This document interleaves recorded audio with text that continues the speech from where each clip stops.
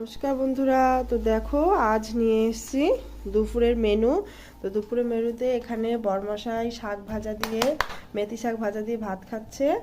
তো সঙ্গে কি কি রয়েছে একটু দেখিয়ে দিই।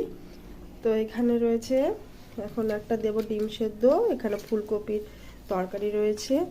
তো এখানে রয়েছে বেগুন ভর্তা, যেটা তো পেঁয়াজ লঙ্কা তেল দিয়ে সুন্দর করে মেখেছি। আর এখানে রয়েছে পেঁপে দিয়ে ডাল। আর দেখো আজকে আমাদের হয়েছে এগ কারি।